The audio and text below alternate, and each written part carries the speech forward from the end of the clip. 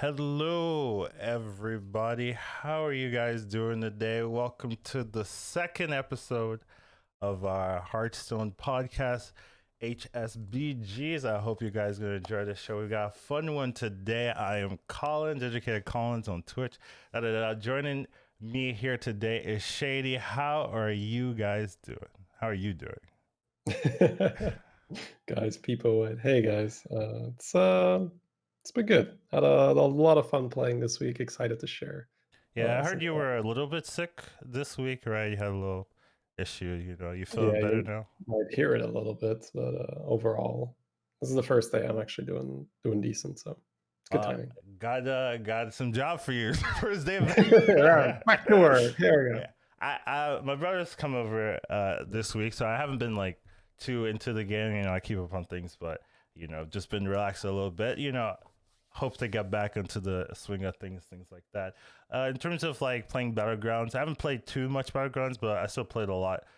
Just generally before he came, just having fun, just playing. I was really just working on forcing the same comp. I was kind of trying to hyper level, see how it went. It was kind of interesting for me because at the beginning of like the session, I wasn't doing that high. I would hyper level and then I would die. Like I would get like perfect lethal and things like that, right? But I felt like that wasn't like the necessary, like it wasn't indicative of the actual gameplay. So I kept doing it, kept kind of forcing it, and then like the end of the week, end of the day, I was like first for a second, So it was kind of interesting just seeing like I didn't really change my playstyle, but just kind of grinding that composition was able to work out. Yeah, it seems like there's inherently very high risk, high rewards. When you say power level, can you maybe elaborate a little bit? What was your average curve? Like, what would it look like? Were you I going would like fast at level 5 or to 6? Tavern 4 on 8 gold, and then like stay a turn, and then level to 5, and then sometimes level to 6 right afterwards.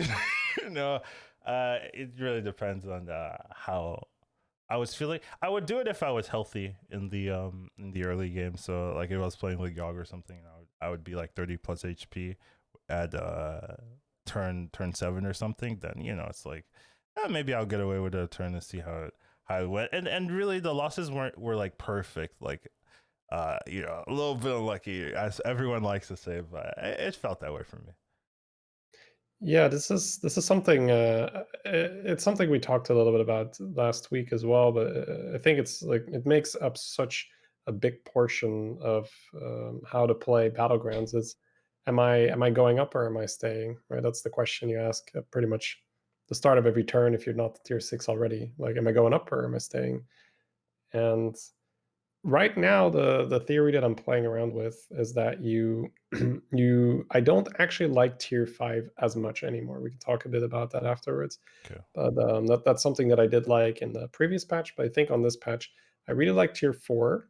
But I think it's also acceptable to go fast 6, and it depends a little bit on how well you're doing. Because some games you're going to be doing really well, but you didn't take the fast 6, and the person that was also doing really well will take the win because they've got the Amalgadons and you don't, right? Or they've got the 3 Elizas or double Kellys and you don't, and you were just doing well, right? You were healthy, you stayed on tier 4, and you then went to 5 at a reasonable time, and then you didn't push 6 afterwards, and you just have a good enough menagerie board. Be like, oh, I've got a Battle Master, right? I've got a Murloc, it's got poison on it, but then they just show this monster board and you're not strong enough to beat them. Yeah, I think staying on 5 really kind of depends on what compositions you're looking for. Right? I know you personally don't play a lot of Murlocs, just generally, and I think if you have like a bunch of Murlocs and you're like, let me find the brand, right? I know you probably don't like let me roll for brand kind of thing, but uh, there are a decent amount of compositions if you're going for like Fang scaling, right? You can stay on 5 if you're going for like you have a brand and you're looking for like Battle Master jugs and stuff like that to stay alive, right? Being on 5 probably helps you than staying on 4 and things like that. So Yes. there's a couple of directions you can take, but I can see where you're coming from. Where a lot of the 5 pieces, unless you know exactly what you're trying to force, don't really uh, let you get strong in a turn. I suppose what I'm trying to say indeed is I don't like going to 5 fast unless I am let's say playing something like a Yasharaj and I'm doing well, and I have the opportunity to go fast 5 into fast 6. But I feel like just fast 5 doesn't do that much unless you just get really lucky where you're like, oh, look, a Brana Battle Master, I'm saved, I'm stable, cool. Right? But that happens rarely, right? Or you go tier 5 and you hit an early Nomi. That's not really an early Nomi most of the time anymore. Usually an early Nomi is like, oh, I just leveled to 4, I just tripled, and it's a Nomi. Like Yeah. that's usually an early Nomi. But when you're power leveling to 5, you're usually a turn or maybe even a turn or two behind the people pulling the early Nomi from the Discover. So I guess I should have clarified that I just don't like rushing tier 5 if the intention isn't to go blitz straight past to go to 6, because it feels like on 6 there is that, oh look, I have both, I have Mama, I have Eliza, I have just things that are suddenly boom, I have a board, I'm strong, I'm stable. And that doesn't really happen. Like even if you'd need to hit the nuts, right? And it can happen. You can open 2 light fangs, you can open Bran with 2 jugs and suddenly you're stable. But more likely than not, it's not the case. Yeah, So yeah. I've been doing kind of that. Like, it depends on how healthy I am, right? But either I'm on 5 and I get the nuts, right? Or like that roll, or I'll be like, these rolls aren't good enough. I'll just level to 6 and then see. Because at 6, there's more potential for upside, right? With you hit Eliza Bode, Imam, a lot of things that can allow you to stabilize. So even if you lose that battle, that next following battle, you can just flip the script and be the Punisher after that, even though you were losing before. So I do like that, and I've been doing that's kind of what I've been talked about. Just like it depends on how healthy I am and how how I feel, if I can take that extra loss to go for that role. But it's been working out for me generally. So Yeah. I think if you can pull it off, if you're healthy enough, if you're strong enough, it's fine. Just wanted to clarify that. I do think the intention should be, oh, I'm not gonna like donkey roll on 5, just for light fang brand or whatever. It should be like, oh, I either open the nuts on 5 or I'm going to 6, as you mentioned. yeah, that's a good point. Very interesting. A lot of uh yeah, every time we play Battlegrounds, it feels like we discover something different week by week, which is kind of interesting. Yeah, In that there are a lot of games where you play it, and uh, once you get the meta, right, you kind of like, oh, okay, I know exactly what to do from it. But with Battlegrounds, every time I play it, every week goes by, I'm like, wow, I learned something different, or there's more strategies that I hadn't thought about, or oh, watching this guy play, he plays very different than me, but he's doing something that makes a lot of sense if you think about it from his point of view. So it's always nice to have those type of moments where you're like, good to learn something here. Our kind of next topic we want to talk about, XR August Dean kind of revealed this week kind of the MMR distribution. If we take a look here, you can kind of see his post about it, just kind of telling you how people stack up, right? People always ask on streams and stuff like that, my rating is this. How good is it? My rating is this, da da da da da. And I like to tell people that rating doesn't matter. And as long as you're learning and getting better, then you're really doing a good job, and you don't really need to focus on what particular number it is. But people ask anyways, and they want to know. And here you guys go, kind of showing you how the MMR stacks up. So at the very top, right, the top 1% is really 9,000. And some people, would say that's actually, smaller than you think, right? If you're past 9,000, you're in that 1% bracket.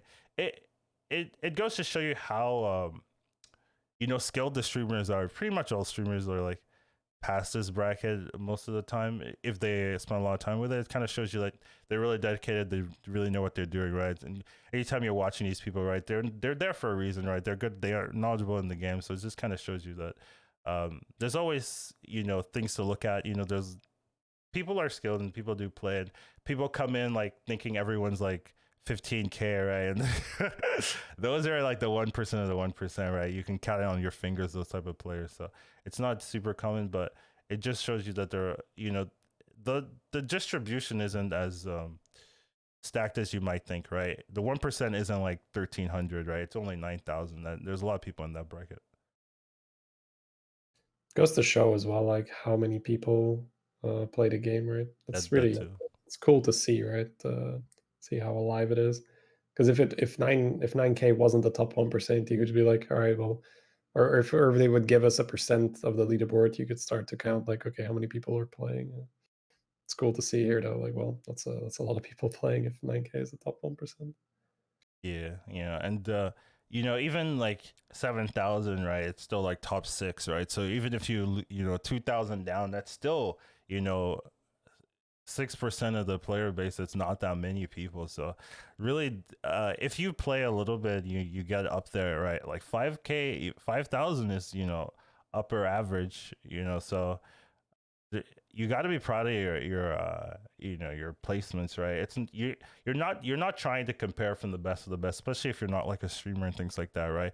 You do a little bit, you get up to 5,000, 6,000. You're doing really well for yourself, and there's no reason to beat yourself up. Oh, I can't cross this path, I can't cross this line. You're actually doing really well, and it always surprised me when people are like, oh, my rating is this, should I feel bad about it? And I'm like, no, that's amazing, that's a really good rating, you're doing really, really well. And they're like, oh, but it's not your rating. And it's just like, doesn't matter, you don't play nonstop every single day, right? You don't get paid to play the game, yeah. Yeah, so you just got to be proud of yourselves, keep learning, right? Keep trying to get better. That's really the most important factor, not this random number that doesn't really matter in a couple of months from now. What matters is your own knowledge and skill and capacity to learn in these games. So it's just something to keep in mind. But if you wanted to know where you stack up, here you go, right? I also like the way how it's structured.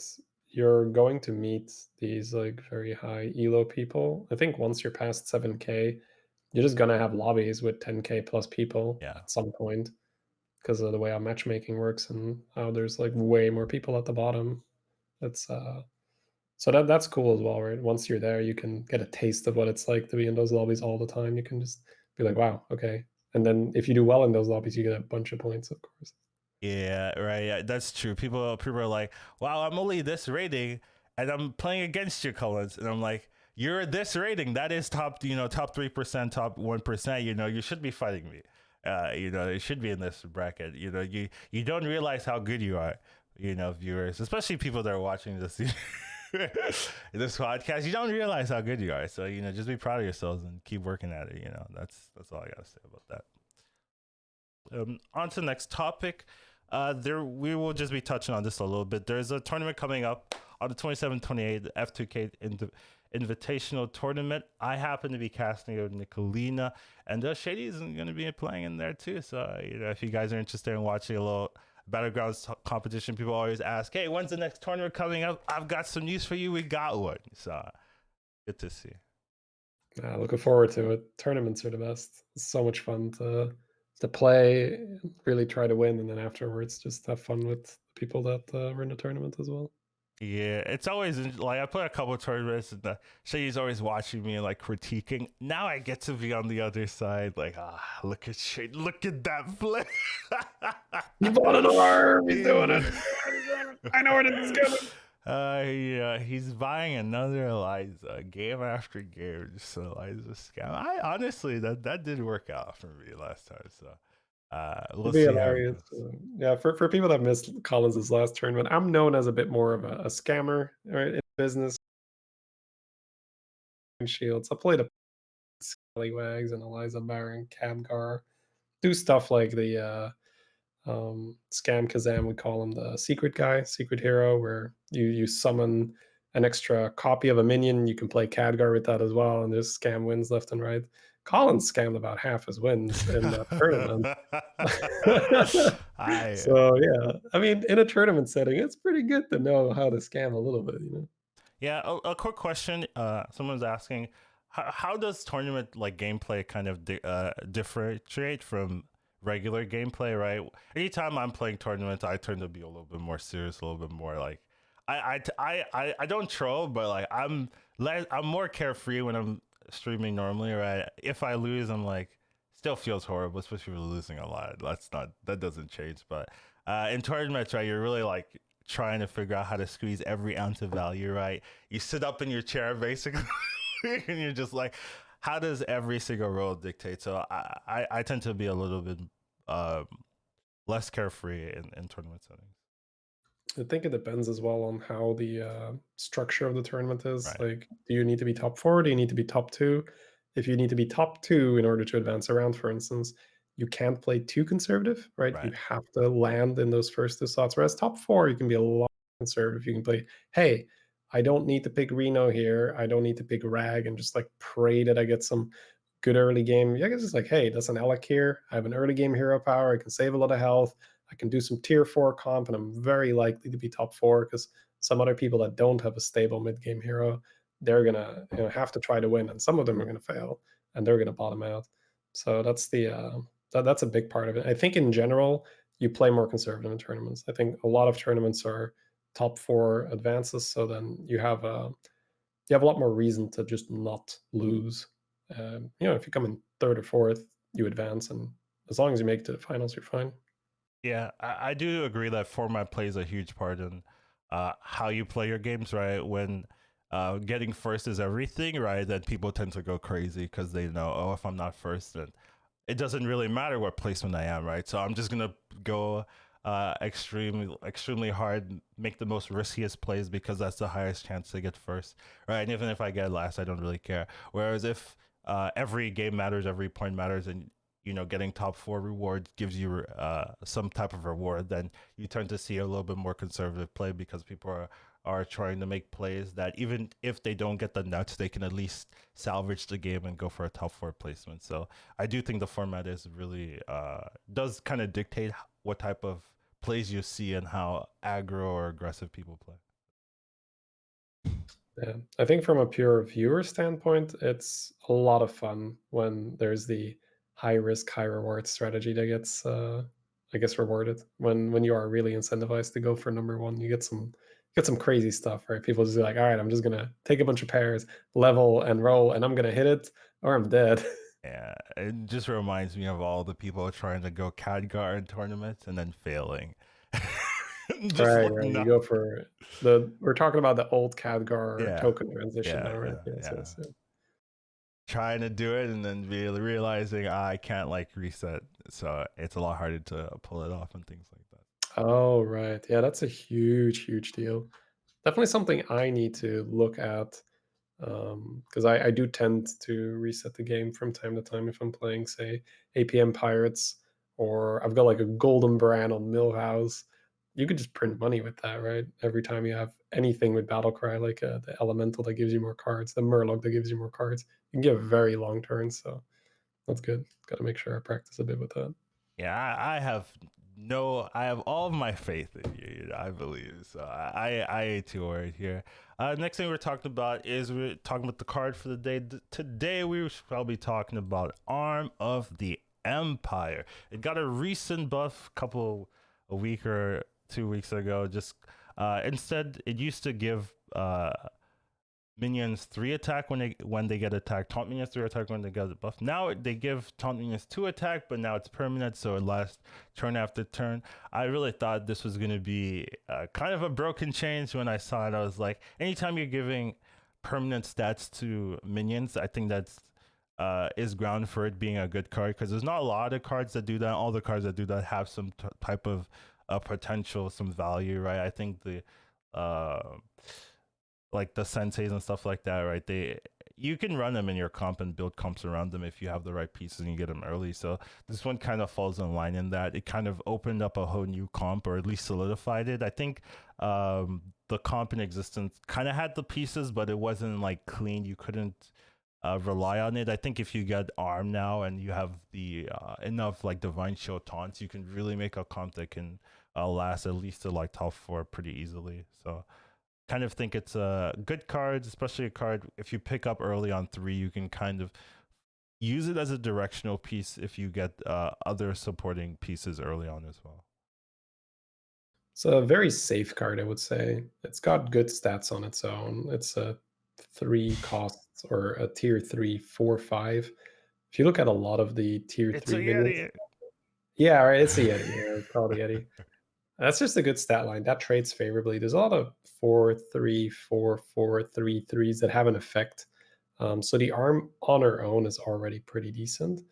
But then if you just add, say, one Acolyte of Cthulhu, the 2/2 reborn with taunt, you've got a really strong minion from pretty much the first turn. The first turn that hits the board, that Acolyte is going to go up to at least 4 attack. Will probably only be 4 attack unless they're leading with a 1 attack minion. But then the second half will also deal 4. And then the next turn, the Acolyte is going to deal 6. then 8, and etc. And that's just with one taunt on the board. So it's a really nice minion to just take when you have any taunts on the board.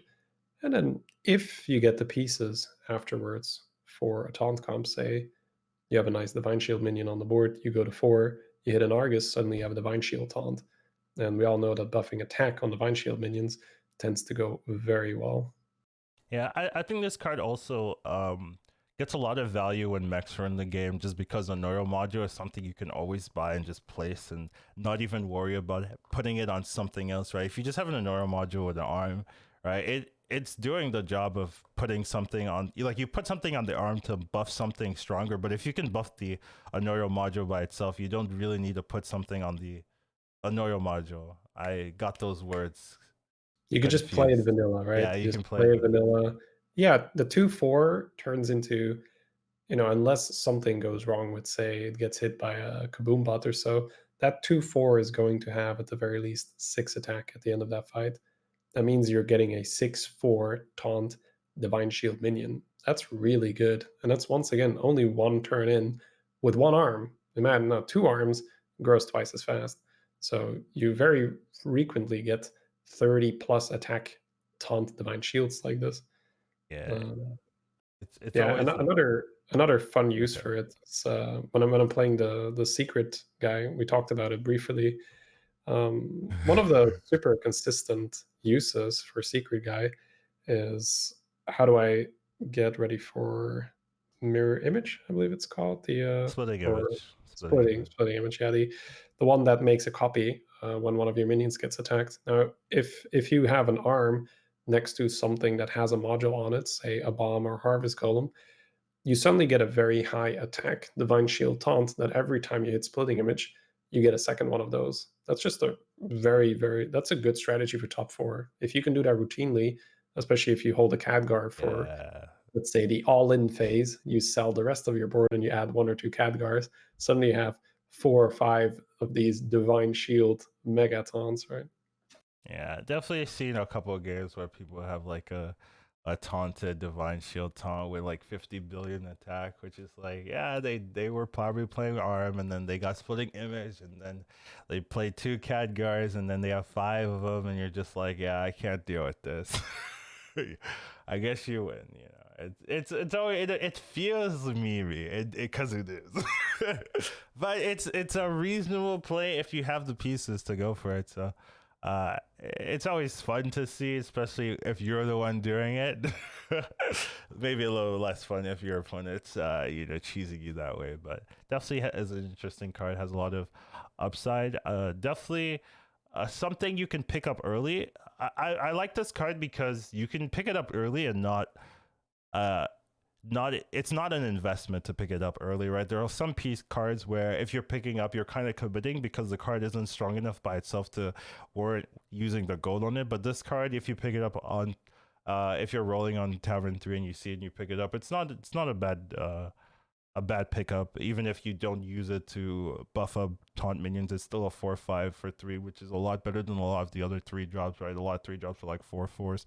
Hank, the pirate one, a lot of things like that. So even if you pick it up, you're still getting some value, and then it just opens up picking up an Neuro Module, picking up like a Deflecto or something and taunting it, picking up a Bolvar and things like that. Just having a lot of good Divine Shield units on your comp, and then having this at the back just protecting and buffing up those units. And then it kind of if you can get it early, it kind of gives you that safety net where you're like, okay, I'm not going to get super punished because I won't lose too bad. Even if I do lose or someone has the nuts, I still am getting 2 hits for all of my minions, right? Some boards, right, you can just get blown up because that one minion will like one shot your whole team. If you have Divine Shield minions, it's hard for them to one shot everything, especially if they're getting attack buffs. So this has a lot of safety where you can pick it up and not be too invested and just open up the direction if you get the right pieces. And even if you don't, you can still do other things without being like, I used my whole turn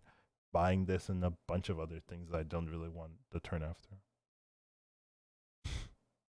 George is also a particular hero that loves to play with it, because you can just take any taunt and you make it a Divine Shield taunt. So even an Acolyte of Cthulhu becomes a real menace once you give a Divine Shield and then the arm. Because once it has Divine Shield, it farms twice as many arm procs, assuming that it's far enough back that it doesn't attack. So Yeah, Georgian Greybow as well, right? Since Greybow makes taunts for you, yeah, you get a lot of value. Just like you have a rat pack or something, and then bam, the rat packs all have taunt, and instead of having like for a 2/3, you're having a 4/3 to deal. for Greybow, it's more a transitional piece, I'd say, until Yeah, you hit Harbinger. yeah, It's you're like your looking for the budget harbinger, Harbinger. but Yeah, it's still like a easy pickup that super you won't. decent there. Yeah, Yeah, yeah. So definitely an interesting card if you guys aren't using it in your games. Something you can pick up and just like hold and see if you want to go in direction. We're gonna be talking about Taunt Comp a little bit later, and I think there will have more like advice on when to pick these type of cards up and when to kind of force that composition. But regardless, still a good piece and just something to look out for in your own games. The next hero we shall be talking about is a fun one, just fun hero. You know, one of the heroes that have a lot of skill expression. I would say when you play it, so or none other than Jandice. You know, one of the more interesting heroes. I think a lot of people regard this hero like top, at least top three right now in this meta. I would say it's definitely up there. Might even be the best in terms of like the highest potential of winning, like the highest win potential. Maybe not like the highest like average placement, but definitely if you can get a token star, right? I would say definitely has the highest potential if you start with a token. So it's one of those heroes that if you play it and you know how to play it, you understand like, oh, this hero does a lot of things and is very has a lot of upside that when you just look at the ability, it doesn't like seem very um broken at first, right? It's like, okay, so I can return a minion to the shop. That's it. Yep, that's it. Right. How is that strong? If you've never played Battlegrounds or you've barely played and you're looking at this here, you're like, that seems okay. I can replay Battle Cries. Wow, that's great. But there's actually a lot of things you can do with it. Especially with the fact that tokens are in the game, right? It opens up a lot of tripling potential, right? And there's a lot of ways to utilize the token star. So tokens are really important because there's two in the Tavern 1 shop, right? So you can get it very quickly and you can um, dictate your game plan from the very first turn, right? If you get a token star, you kind of know what you want to do in your head. You want to get triples with the tokens and then go from there. Whereas some other strategies, right, it requires you to either have like the brand already or the Nomi already or things like that. Where with tokens, you can go, you can get the triple, then you can go make your direction from the triple and things like that. So it has a lot of potential. I know you want to, go into depth about this hero, so I'll let you take it away. yeah. When both tokens are in, I don't think there's anything that comes close right now. Even though the stats say that Cthulhu at around our MMR HS replaces Cthulhu is the best, which I suppose makes sense because tokens aren't always in, right, and doesn't take that in consideration. Now, yeah, if you get a token on turn one, I would say you're heavily favored to take the whole lobby just because it's that impactful. You've got a lot of different things you can do when you get the token, or if you get the token later on. So it's not even that, oh, this seems like a gimmicky hero because what do I do if I don't get a token? I mean, there's all kinds of stuff you can do, but you can get a token 1 or 2 turns later and still catch up in a meaningful way. Now, the standard curve, if you open a token, is you're going to buy the token, then you're going to swap the token back in the shop, you're going to freeze, then you're going to level up, then you're going to buy the token back, play it again, swap it back in the shop, and play it again. And then you can either get your 3 drop straight away, and that's the safest one. I think if you're new to Giannis, that's probably one that gives you a little bit of confidence. You're like, okay, I did the thing, made the triple with the token. I get to pick a 3 drop. Now, a very special 3 drop is Khadgar because now every time you play your token, you make 2 of them, so it goes twice as fast. Yeah, I that's what I Yeah. like to do generally before we talk about Yeah, the other no, way. for sure, for sure. I'd say it's also and like especially if people are trying it out, it's the more user friendly one where you get the 3. There's less specific things you need to do to stay healthy. Now you might say, well, what's the other one then? The other one is where you get your token at the same time, but you're going to hold it in your hand until you're tier 4, and then the turn you go to tier 4, which I believe is on 8 gold. I would have to double check Yeah, I exactly believe how it's what I'm doing 8 this. gold. Yeah. Then you just play both your tokens and you get 2 5 drops. And then there are so many options, right? You can get double Nomi, you can get Brand Begurgle, you can get just a single Begurgle if you have been swapping Murloc tokens. So you already have Murlocs on the board. From then on, you can swap the Begurgle every turn to give your entire board +2/+2. You can get 1 or 2 Mithrax, you can get Lightfang. So many, many things. Double Hogger, if you Yeah. have to pick a Hogger in the first one, yeah, Collins is like, that doesn't do anything. No longer. I mean, yeah, there's all kinds of 5 drops right now. Even though I don't love, I don't love rushing to tier 5. I love tripling into 5 drops. So because when you have 5 drops, it really enables tier 4 to do the most. When you have a brand, those jugs are amazing. You get Primal Fin, you get Begurgle. So lots and lots of things you can do once you have a couple good 5 drops. Now, let's say you don't get the token on turn 1. There's still some stuff you can do. So there's Swabby that you can get on turn 1, which then allows you to roll 1 time before you level the turn after that, and then you can still freeze a token in the shop, because if you get an extra reroll with either Swabby because you have 1 extra gold because the level now costs 3 instead of 4, or the reroll elemental, I don't exactly even know what it's called, but it's the 1/3 that gives you a free reroll. You can do the same thing, get 1 extra reroll.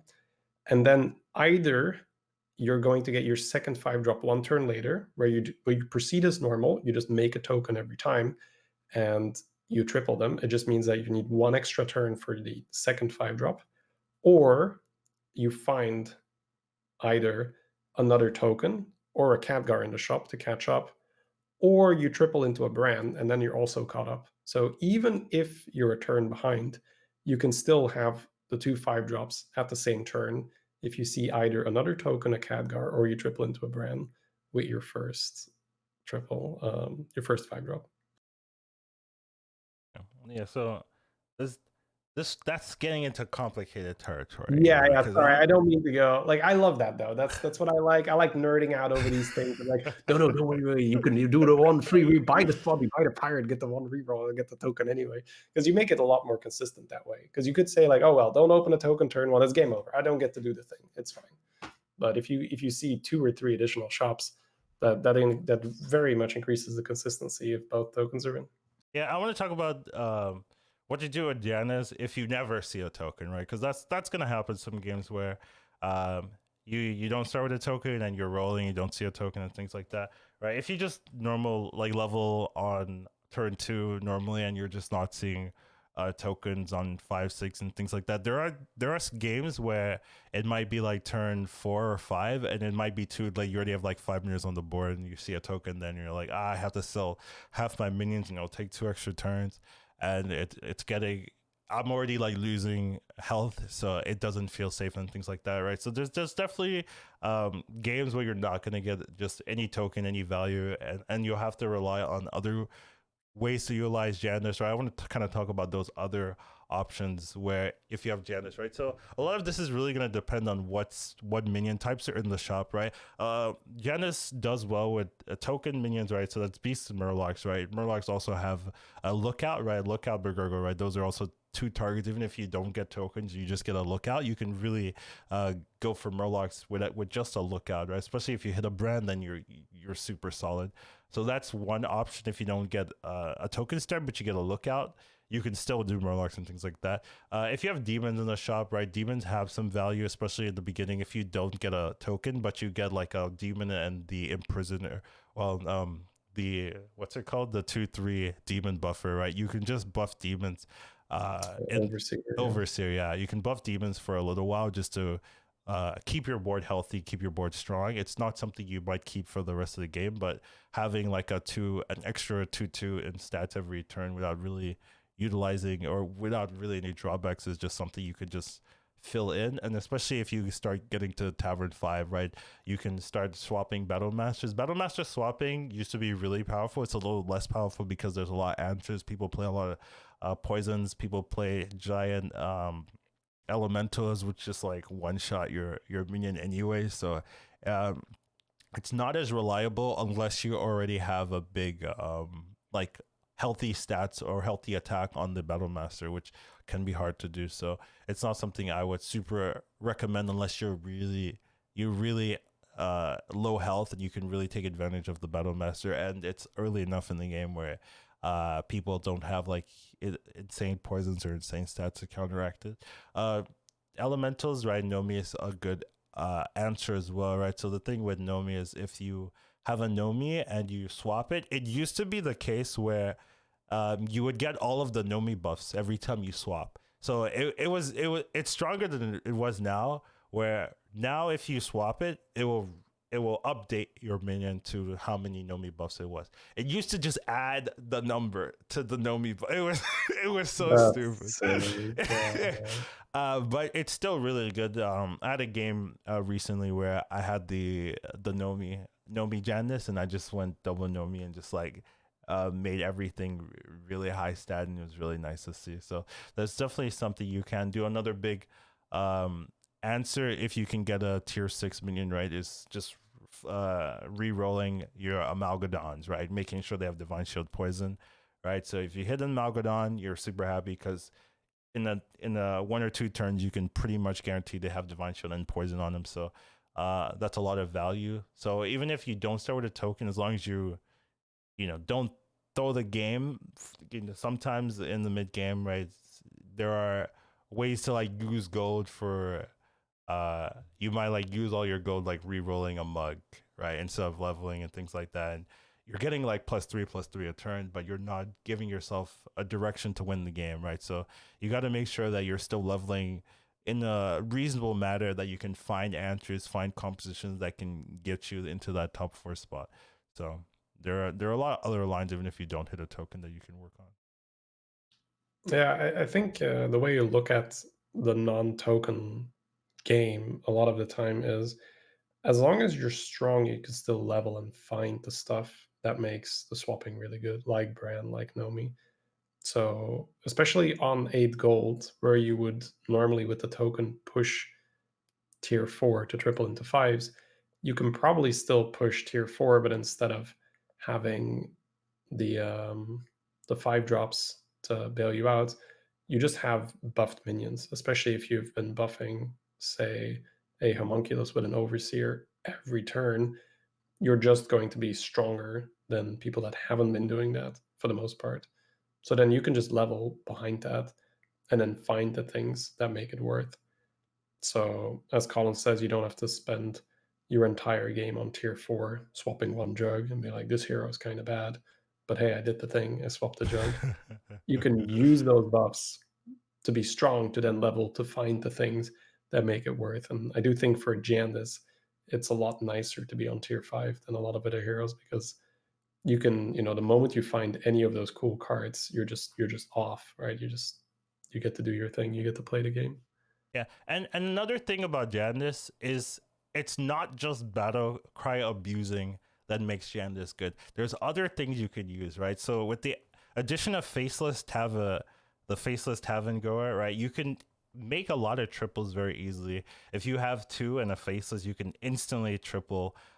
Even if you're holding on to 2 copies, you don't need to have a copy, find the faceless, then find the copy. If you have 2 copies, you just swap the copy on the board, target it with the faceless, and instantly get a triple, right? You do that with Brand a lot. You have 2 brands in your hand, one on the board, one in your hand. You see a faceless, right? That's an instant triple. You just target the brand on the board and then faceless, and you instantly have a golden one. Another thing you can do with Jandice is there are minions that get buffed from playing other minions, right? So things like the 1/2, the 3/2 death rattle buffed minion.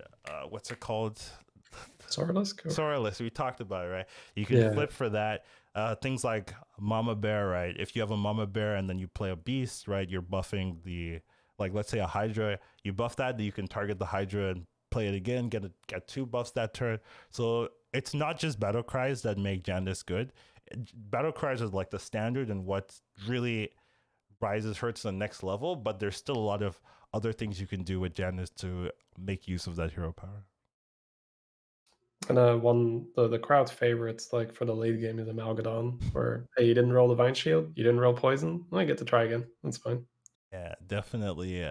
Definitely always nice to have those moments where you play Amalgadon, you don't get what you want, you flip it, you play it again. Hey, perfect. Let's go. I've done it. It always feels bad when you play the Amalgadon. You get like 3 adapts, and they're like attack, attack. Taunt, and you're just like, hey, I have a 12/6 taunt. That's worth Huge. my 6 drop right there. Yeah, so it's nice when you get to retry it and make sure that you're getting the pieces that you need. So definitely think it's a very interesting hero, very powerful. I would say definitely top 3. One of the more consistent heroes, very strong if you get a token star, and has a lot of skill expression. So if you like that type of gameplay where each decision matters, this is a hero for you. All right. So next topic we shall be talking about is none other than when to get a 5-drop versus getting a 6-drop. So me, I'm gonna go first. I get the 6 every time. Doesn't matter what we're doing. 6 drops for me, non-stop 6. Give me triple Caligos, turn 9. Let's go. That's what I like to do. Unfortunately, it doesn't work all the time. And a lot of times that will kill me. So, I've been, dragging it back reluctantly. Like, hey, maybe forcing Caligos every game, is losing me MMR than trying to get a brand or trying to get a Mythrax or whatever. So, there's definitely some moments where going for the 6 isn't the way to go. Realistically, I do like going for 6s just because it has the most, like, potential upside. I like blowing out people. Like destroying with a board they've never seen before. This is the nut. And if you go for 6s, that's how you do that. But in like tournament settings and things like that, especially if you are taking a lot of health, taking a lot of damage early, right? There isn't a safety net, right? If you go for a 6 and you miss, you lose instantly, right? And that a lot of times isn't the way to go, right? If you're taking a lot of damage, sometimes you need to go for a 5, go for a stabilizing unit, then you can recover from there and then get 6s on the way up. So sometimes getting a 5 is the way to get the 6 because you're not going to get blown out and die, which it's something you have to learn. At least for me, I had to learn through practice where you lose a couple of times and be like, if I just got the 5 here and then I stabilized, then I would have got the 6 the turn after. And especially when you do it, you actually go for the 5 and then the like 2-3 turns later you have like 2 6 drops and you're like, okay, like there's something there. So usually it depends on like what hero for me in terms of the hero and the health, right? If I have a hero like Maev and Rafam, things that can easily level to Tavern 5 without taking too much damage, then it's a lot easier to commit to get a 6 because I have a Maev, I'm guaranteed a 6 drop and I'm like 30 plus HP. Okay, well, I'll get a 6. Whereas if I'm playing like one of the maybe lower tier heroes that have that struggle leveling and it's like I can't level as fast as the other heroes, I'll just get a 5 and then try to stabilize from there and then see what I can do with the 5 I get in the direction that I have on the board. So it's kind of interesting. Just a lot of times if you're just new or you're just like you're feeling yourself like let me get the 6, but sometimes you gotta take a step back and say, if I do get a 6, let's say I get the Caligos, am I gonna survive? I see a lot of games where people have like 2 Caligos and they're dead, and it's just like, I see what you did. You were doing what I was doing. You're getting the 6, but you forgot to look at your health total, and I see you only have 5 health here.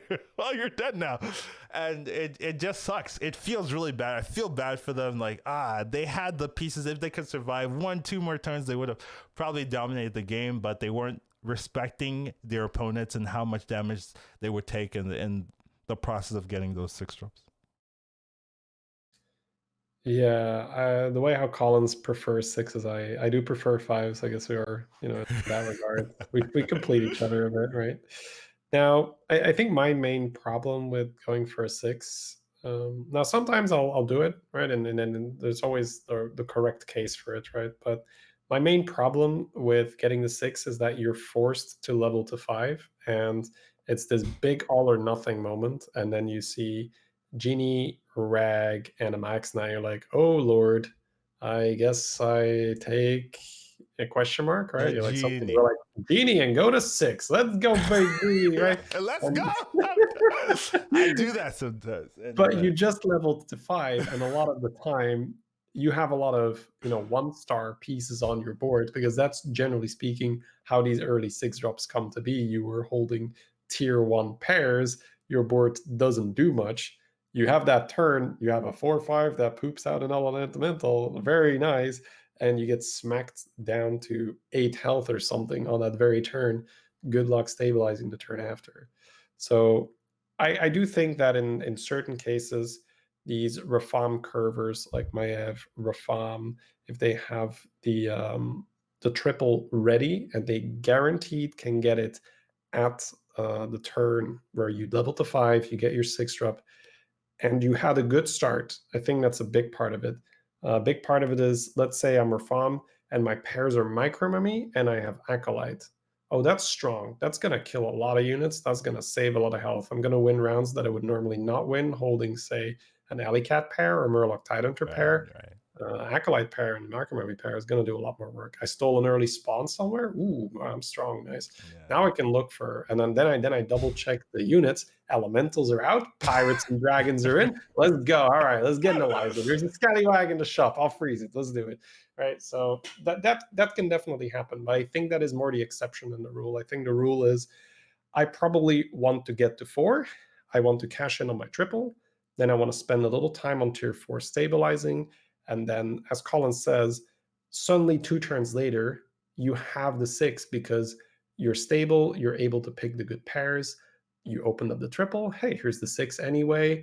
Maybe it's not full dragon mode, but you have Dragon Menagerie where you have an early brand that you pulled out. You're stable with, say, a mech that you've been buffing, and then a Divine Shield Dragon, and then you suddenly add a Caligos, and then before you know it, you have 4 dragons on the board, and you're looking for that Nadina, and you've kind of segued into that late game comp, but you earned it through getting strong on tier 4 with the 5-drop, as opposed to just, let's just rush, all in, straight for the Cali, pray to God I live, and if I don't, never lucky. Bob, why you do this, right? So that's, yeah, I'd say that's my main problem with the game right now. It's, I used to do that a lot more, just the blind faith. Let's go in straight for the thing I want, hope to God I can stabilize. But it's just so much more consistent to earn that through being strong and arrive there with 25 plus health. And suddenly, my board is strong. I have a really good chance at taking the lobby now. And even if you don't take the lobby, you're probably still going to be top 2. Top 4, Right. People that don't rush to Cali, they can't be top 2, right? Yeah. I would say the one thing about getting a 6 is it tends to, like, if it doesn't work out, it tends to be the most punishing games. Anytime I look at my like previous games, my track record, right, all the games that tend to be like 8th place, maybe not 7th, but 8th place, right, it always tends to be like I look for something and I don't get it, right, and then I don't know how to stabilize, right. I have a bunch of like 1-drops that don't give you any direction, and then I try to spend like a turn trying to stabilize, and I don't figure it out, or I don't hit like Brand McGurgle, and then you whimper out, or you don't get it, and then people get it, and then they hit you while you don't have it that turn, like that moment of weakness, right? They got the Imama, you didn't get anything, right? The Imama summons a bunch of a bunch of big boys, and you just take 20 plus damage, and you're just like, yeah, okay. So it is the play style of going for 6 ends up being the more punishing of the two, because the thing about getting a 6 is you're investing your whole turn leveling so that you can get the 6, right? Whereas if you go for the 5, you get the 5, and even if you don't get a good 5, you can still spend that extra gold that you would have spent leveling, rolling, and trying to stabilize from there. So even if you're you don't get what you need, right? The 5 doesn't give you anything. You're still going to end up stronger than if you just went for the 6, because you're going to have that extra gold to roll and figure out what you need to stabilize if you don't get it, right? Sometimes you do hit the 5, you hit the light fang, and you already have like a composition. Then you're like, well, I could just level. Like, I don't need to do anything because the light fang's giving me exactly what I need. So you end up being in like a stronger position than if you just went for the high roll, went for the 6, right? So there's a lot of value to going for the 5, especially if you're taking a lot of damage, you don't feel strong, right? The really key thing is looking at your board and saying, will I take a lot of damage this turn if I level, right?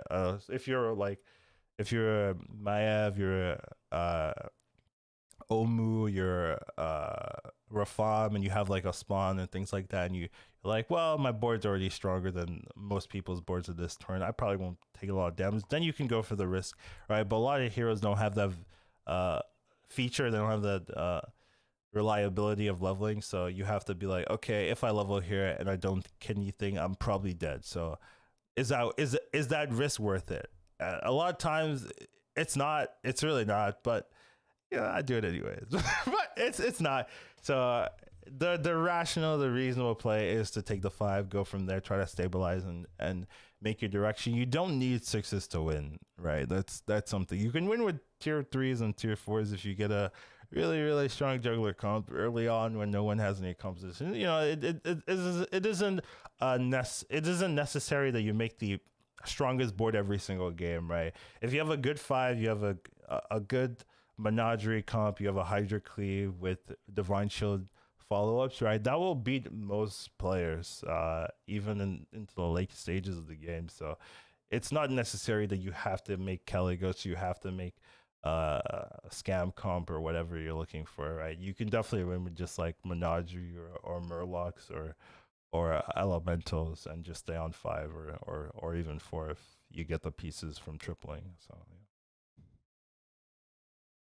I think it's also it's tough to remember that.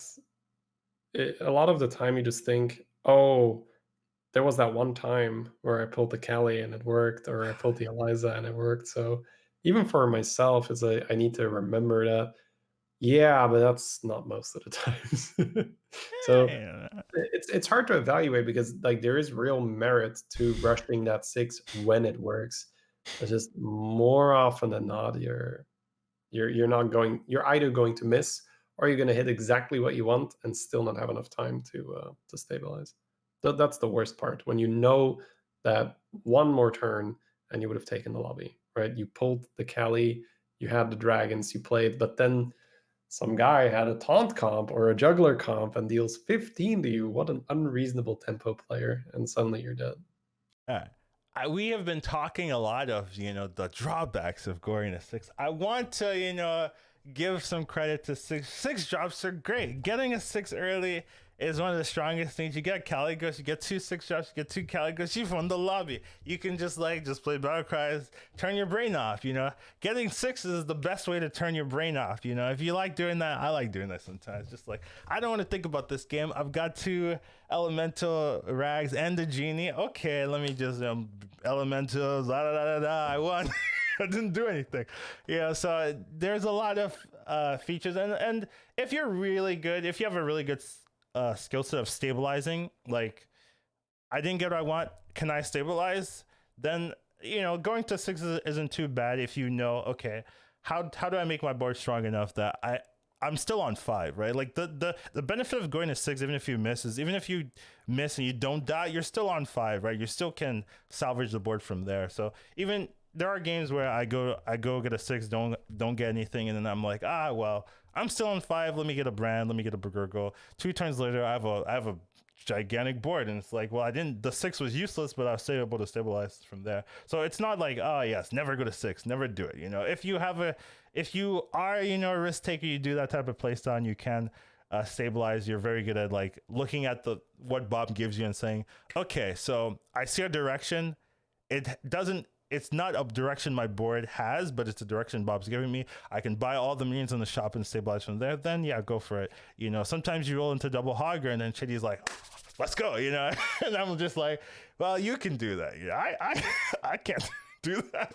You know, so there are definitely some things you can do even if you don't get the direction from the 6 or direction just from leveling. That going for a 6, even if you don't get it, there are some benefits to that. If you are the type of player that can salvage the game, then you know, try it out for yourself. See if you can perform well there, right? If you do it a couple of times and you realize every time you don't get the 6 you want, you just get 8th, then maybe you want to play a little bit safer, right? There are a lot of people that, okay, go for 6, don't get the 6 right, and they still end up top 4, you know, like they're like, how do you do that, you know? And you watch the games and you're like, I wouldn't have done half of the plays they made when they didn't get what they wanted, right? So there are a lot of players are really good at doing well when they get everything they want, right? Like I think that's a really difficult skill set to learn, where you don't get anything you want and you're still able to do well, right? If Bob gives you 2 Caligos and an Adina,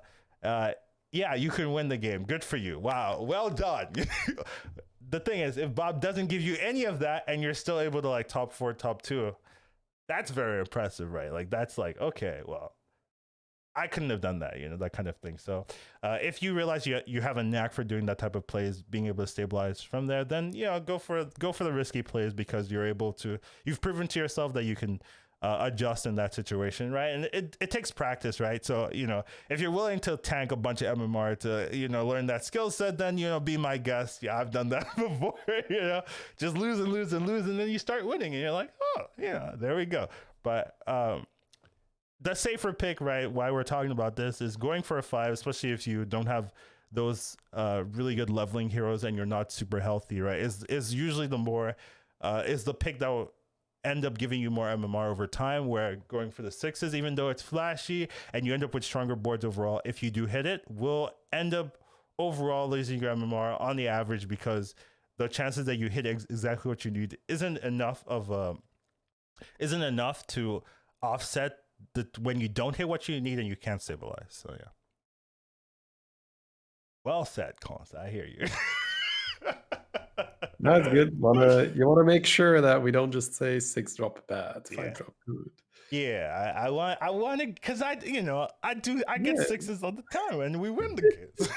Yeah, you've mentioned, you have that skill set, you've cultivated that. It's a lot of very quick thinking, right? When things go south, you need to salvage it. All right. So we're moving on. Yeah, we moving on. Now we've talked about getting a 5 or 6. Now we're talking about winning the game, right? So sometimes when you're playing these games and you're in top 2, you're feeling comfortable. You're like, okay, I'm in top 2. Then you fight the number 1 player, and you're like, wow, how do I deal with this? This guy's got 500 HP guard. What do I do? You know, there are things you can do in this game to deal with those situations that, you know, I don't like to do, but Shay loves. I do it sometimes, though. Welcome to Scam Town, guys. Yeah. So the main thing for the late game, something that you see on streams as well, and you're probably already familiar with, is make sure you're starting to collect selfless heroes. Because adding 2 Divine Shields to your board and potentially 4 with a Golden Selfless Baron combo, that can definitely be the difference between winning or losing the 1v1.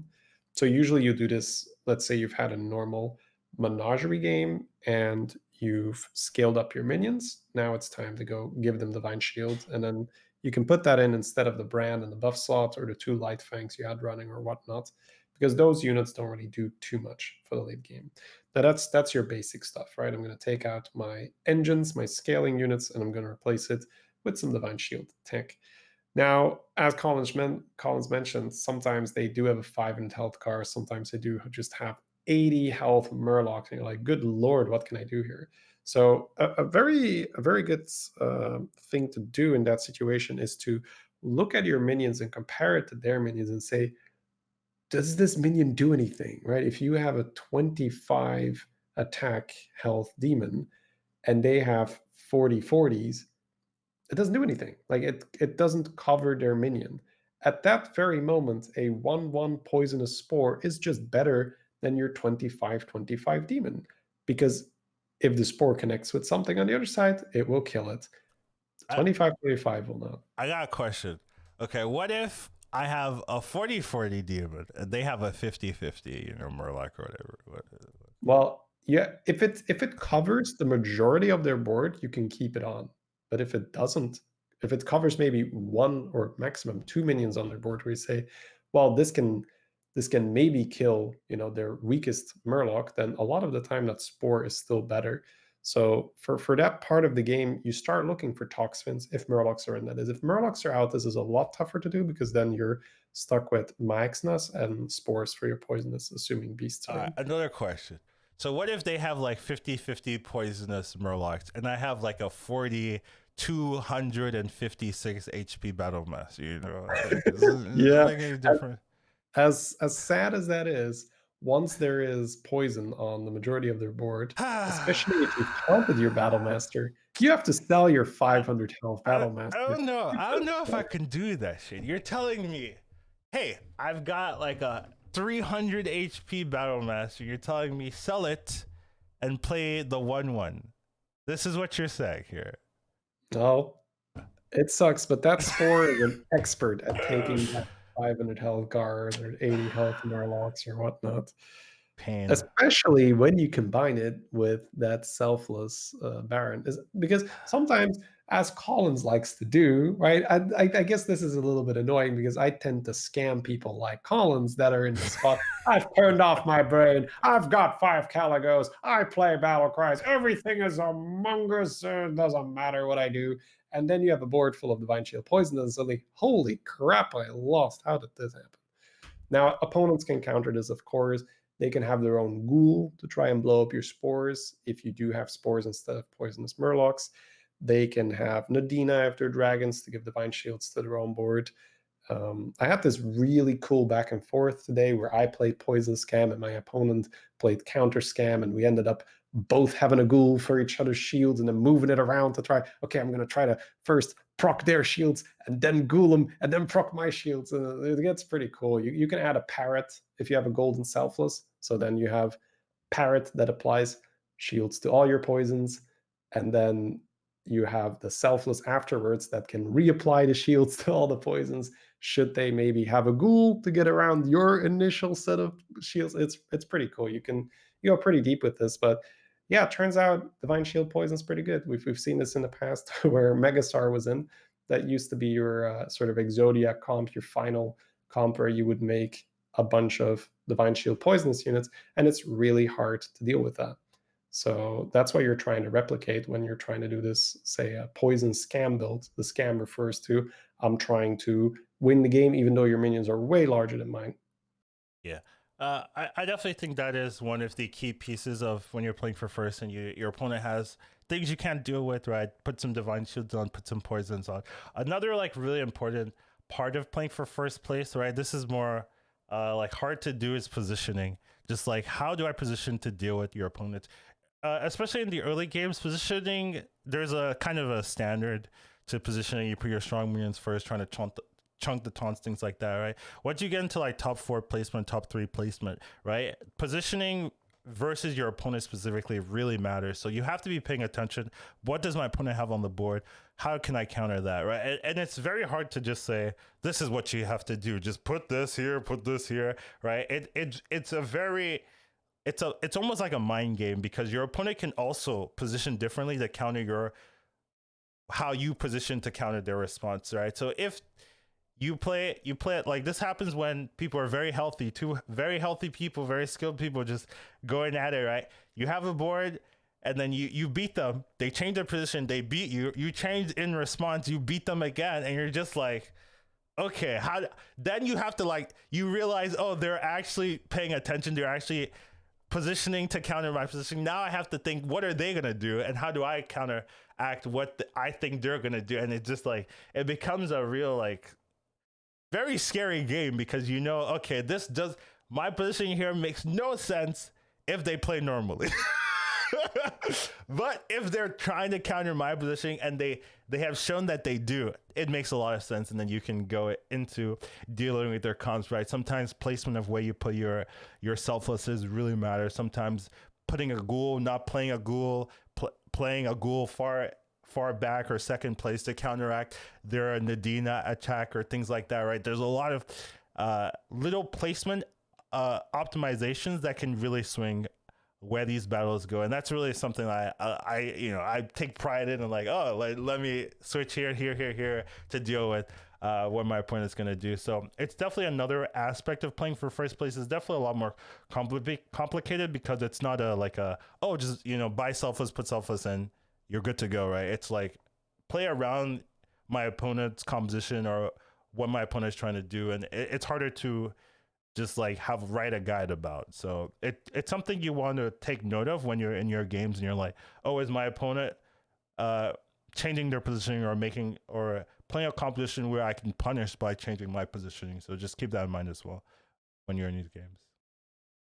Yeah, and maybe just like a more simpler tip is indeed we talked about the selfless, but the ghoul is also a very big part of it. If you are, say, up against the Cthulhu in the late game, chances are he's got quite a few divine shields on his board. So just adding a ghoul instead of, I don't know, like a totally reasonable minion, right? Let's say something that almost covers their board.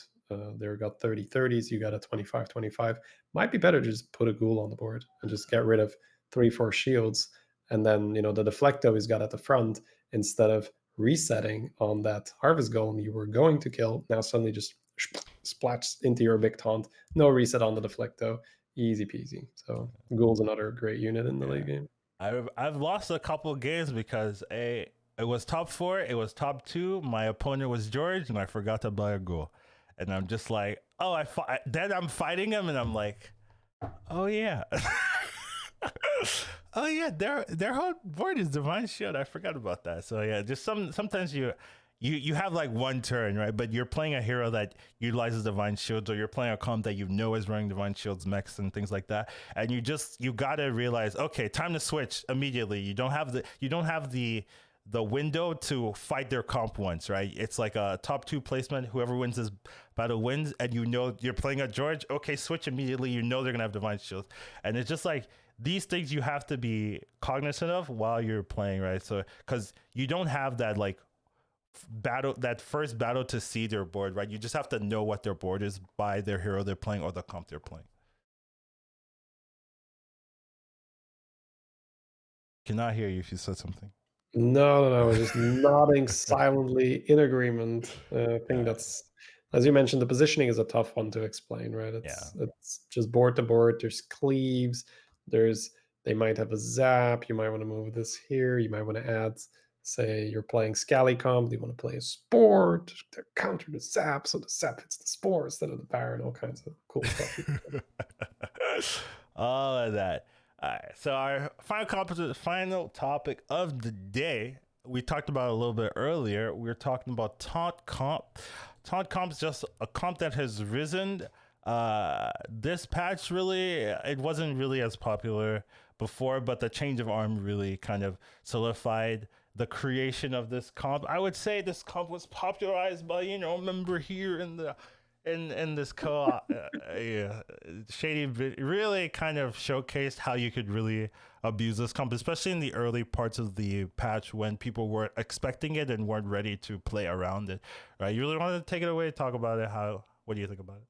Yeah. I guess I can just start, like you mentioned, the start of the meta, right? So at the start, I was farming up my Smurf, and I think it was about 11k or so. And over the course of 3 days, I gained steady 500 MMR per day, just forcing Taunt Comp. Pretty much, unless the game screamed at me, "It's 2 Elizas, please, for the love of God, don't play Taunt Comp again." I'll be like, okay, I'll do something else. But it was just so very solid. Pretty much all I would do was I would rush to tier 4 pretty much religiously. By the time I was on 8 gold, I was tier 4. So I would choose my heroes around that, something that's strong that could keep me relevant. I wouldn't want something like a Reno, for instance, because you don't really have a hero power until you zapped something. So that's not very conducive to power leveling. So you wanted something like a Kill Pass or even a Syndragosa, as silly as that may sound, because she just adds stats to things and then you're strong and you can level to 4. Now, once you're on 4, you're looking for arm, you're looking for any divine shield minions, and you're looking for Argus. And that is pretty much it. If you can get, say, 4 Divine Shield minions on your board, taunted up with 2 arms or a golden arm behind it, those are very high attack minions in a matter of a couple rounds. And if people aren't expecting it, any kind of stat war just loses to you. Menagerie just loses. Big Pirates just loses. Dragons without Nadina just loses. You kill double Caligos builds with this because they get +1 health per battle cry, or let's say they've got 2 Calis, that's +2 health. Every time one of your Divine Shield minions gets attacked and you have a golden arm, that's +4 attack, so they can't keep up. You gain 8 damage per fight minimum on every Divine Shield taunt. So that's too much for just regular stat builds to handle. Now, since then, we've seen a bit more of an adaptation to this. I think there's more counter to it. People are playing either a little bit more either death rattly stuff, or they have more divine shields of their own, or just whatever it is. So it's not as potent anymore. But who knows? Maybe at lower MMR, this hasn't caught on as much yet, and it's still very viable there. I would also say that at the start, there wasn't as much of an adaptation to the higher tempo meta yet. Even though people say like, oh, the meta is slow, the meta is slower, it doesn't really have a slow feel to it because let's say the early game, getting to tier 4, tier 5 or whatnot, that's there's a lot more tempo there. People are buying a lot more combat units. People aren't like speed leveling. Now the average game might be a little bit longer because games would just suddenly end where you would speed level up until turn 8, because turn 8 you would want to be able to go to tier 6 from the house. Then you would just like, in 2 turns time, 4 or 5 people dead. Just smack, smack, smack. Those that hit versus those that didn't hit, right? Now we don't really see that. But at the start of the meta, there was still a little bit that speed level mentality, and a couple people would be dead very early. And now the benefit of this taunt comp is that you didn't level to 5 ever. It's just not necessary. Everything you want is on 4. So just by going to 5, you just literally make your pool worse. So the level up button can cost 0 and you can stay on 4 because you do not want things that cost 5. And even tripling into 6 is very rarely you could want the max now because it's poison. But then again, you may as well argue I could just triple into a spore. So that's what the comp would look like. And now there's a bit of a meta adaptation to it, so I wouldn't force it every time. But if the game gives you 2 arms early, then you know what to do. You're like, oh, I've got arms. I can go to 4. Hey, there's a Divine Shield minion. Let me pick that up. Hey, there's an Argus. Oh, I can play Taunt Comp. Have arms. 2 arms, then, right? Yeah. Yeah. Now there's different taunt comps as well, right? Because like this is the one that I played a ton. But you mentioned earlier as well. There's also Harbinger, right? Or there's like old school taunt comp where you would just taunt your whole board and then play Brand Scavenger. But this is the one, the arm build. Let's call it that, arm taunt.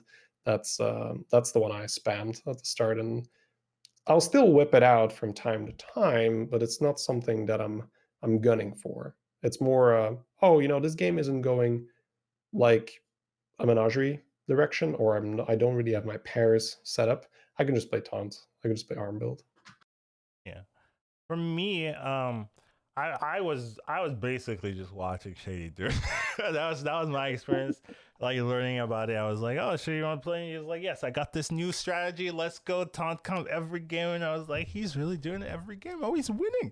He's winning. Wow, he's actually winning with this." And then I was like, "Okay, I gotta try it myself." And I was trying it, and it felt good, and it felt like something I would adapt to my games, and it did drop off a little bit for me. Like I was I was forcing it a little bit, and I was getting punished, and I was like, okay, so we've come to a point where it's not forcible, but anytime I see an arm and I see like a neural module or something like that, I'm like, okay, there's direction right there. I can go from it. So I do pick it up. I do run it from time to time. Anytime I see the pieces are given to me early enough, right? Or I don't feel safe, right?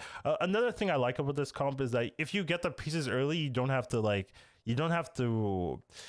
force a 5 and try to make a composition, right? It's like a little bit earlier where you spike so you don't take as much damage, right? Sometimes you're playing a weaker hero and you're already at like 20 single digit HP really early on, and you're like, I can't really level, right? If you get the arm, you get a another module, you get a Boulevard Taunted, things like that, right? You can run that and just be strong enough to get into like top 5, top 6. Even if you're not going to win the lobby, you weren't in a position to get top 4, but you're able to salvage a potential top 8 into a top 6, a top 5, top 4 sometimes. So it has that upside where you can get it early enough where you know you don't have any other options. You can do this and be content for at least for the mid to late game. So I really like that. It another interesting thing is it shows up on HS replay. That is impressive because there are so many like little compositions that people make and like, oh, this is a great composition.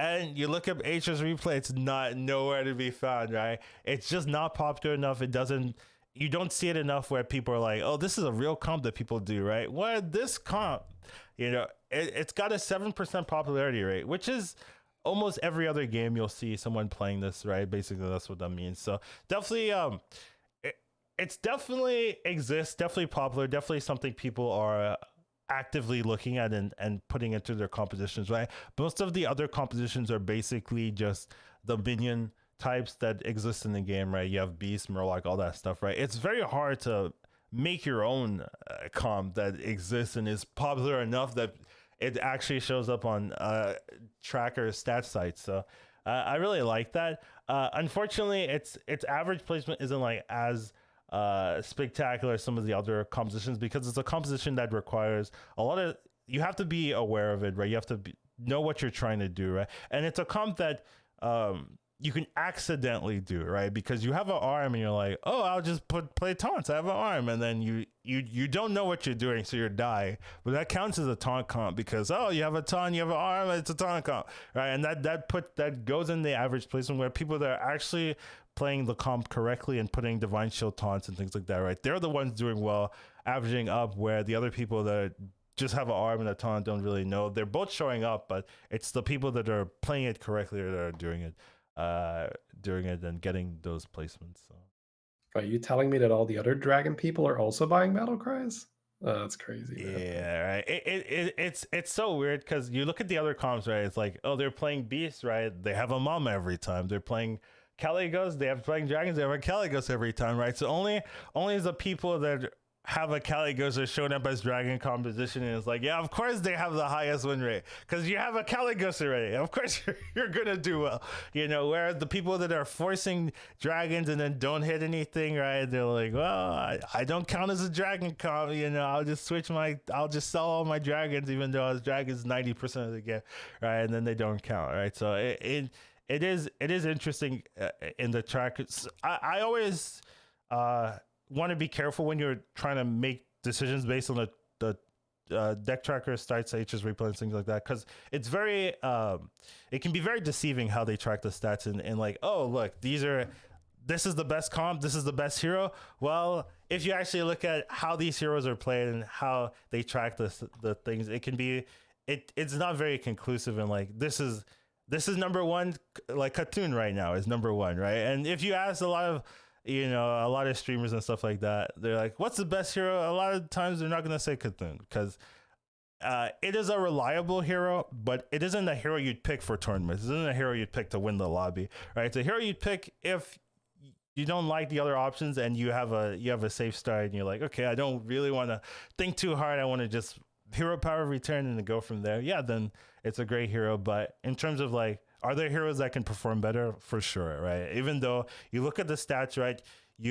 If you're like just looking at the stats and you see Khatoon, Jandice, Rafam, right? You're like, oh, Khatoon's number one. Let me pick that. And then we're just looking at you like, yeah, wait a bit, wait a minute. There might be other lines that you could take advantage of if you know what you're doing that would make the other heroes better there. So it's just be careful, especially if you're really new, just like blindly following stats and tier lists and things like that, right? I always say pick heroes that you like to play, that you feel you do well, because you're going to perform better on those heroes because you have the experience and you aren't feeling pressured, right? It always feels bad when you pick a hero that everyone says is good, and then every time you play, you do bad, and you're like, "What?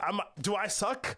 Do I just not know how to play the game? Everyone says this is the best hero in the game, and I always get 7th or 8th. What am I doing wrong, right? It just might not be a style for you, right? Maybe it's a risky hero, maybe it's a overly safe hero, and things like that, and you play risky and things like that. So you just have to be aware what your strengths are and how to take advantage of these things. And Taunt Comp fits in that very well, right? If you see the pieces and you know you can commit to that and not take too much damage, it's a composition that you can run.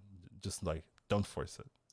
And it's not even something we say to, oh, you're a beginning player, you know, don't worry about it.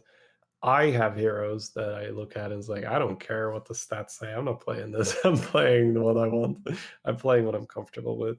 So for sure, there's just not enough time in one meta to get as comfortable on every single hero as the other one. So some heroes is just, you know, something you feel like playing more, you lean more towards it. So then there's nothing wrong with taking, even though the stats say it's, you know, like 2% worse. Who cares? Yeah, definitely. Yeah, that's true. A lot of the stats, right? They're so close to each other's, especially these days, right? Usually there's like a broken hero in the patch, and then everything is like warps around that broken hero. But right now, it doesn't really feel the case where there's a hero in the lobby and you're like, well, I can't win anymore. So they're close enough where if you're comfortable with a hero, that's probably going to give you a better chance than picking a hero just because it has like a 1 or 2% higher win rate in the stats. I guess another little thing for the taunt comp we talked about, Right.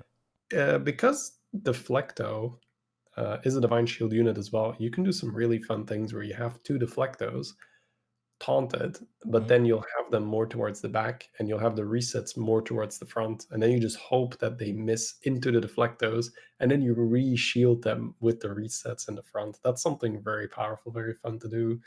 So you'll have something like a Harvest Golem and a Micro Mummy with Anoia modules on them, and then just 2 Deflectos, Argust, and that can, yeah, be very frustrating for the opponent when, you know, their 40 health dragon goes into like a 45 attack Deflecto, bonk, and then the other one hits the shield of the Micro Mummy. The Micro Mummy resets the Deflecto. Like, no, that's gonna kill another thing. I had a game like that. I had Golden Tensei, another Sensei, both Divine Shield, both with Micro Machines and 2 Deflectos, and then the arms. They're all taunted. That's so much damage. It was great because you get stats from the senses, you get stats from the arms, and you're just like, then you get the reset as well from the Micro Machines. Yeah, so those are the taunt combs that do well. Not just, you know, I have 4 taunts and arms. When does the winning start, right? Yeah, that's not how it works. All right. I think that shall be our most of the topics for today. So thank you guys for sticking around to the second episode. You know, we made it. You know, episode number 2. How do you feel, Jay? Well, accomplished. Yeah. It's been good. Time just flies by. I think we're like 40 minutes in. I was like, how is it in 40 minutes? This is ridiculous, right? So I guess that's the sign that we're having a good time. Yeah, it's nice. I'm really glad we started these podcasts.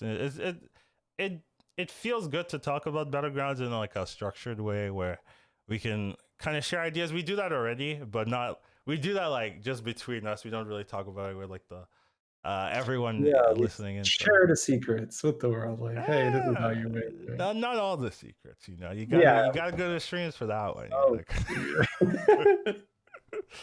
But yeah, thank you guys for watching. Thank you guys for participating. We're still working on a couple of things like just getting some more polish for the show, like the cover art. I still need to work on that. I kind of like the background for now, but you know, I wouldn't mind a change up.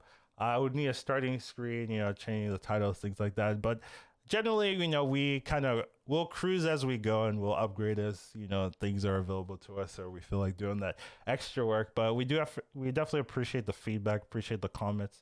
And improvements, things like that, things you want to add, things, little segments, right? I think adding interesting segments would be also pretty cool if we can get that going. So there's a lot of little things that will get improved as we go along, as we get more comfortable, things like that. But generally, we're just doing what we do. interesting thing, the podcast is now on Spotify and Apple Podcasts. If you like to consume your podcast there, you can find us. I thought that was nice. So, if you want to do that kind of thing, you go look it up. We exist now, so that's nice. And you can reach us, Educated Collins at Twitter, Educated Collins on Twitch. You have to put an underscore. It's on the screen. And Shady, where can we reach you? Just Shady Bunny on Twitch, and I think it's F2k Shady Bunny on Twitter. Like I don't even use it enough to know it by heart, but I'm pretty sure it's that. Yeah. But thank you guys. We will gotta get a good name. We will figure it out. I've got the HSBGs because it wasn't taken when I Googled it. Easy. But yes, that's all we got for you guys today. I'll probably play a little bit after the stream, but thank you guys for joining us, and we will see you guys next week, hopefully. Thanks for listening. See you next week, guys.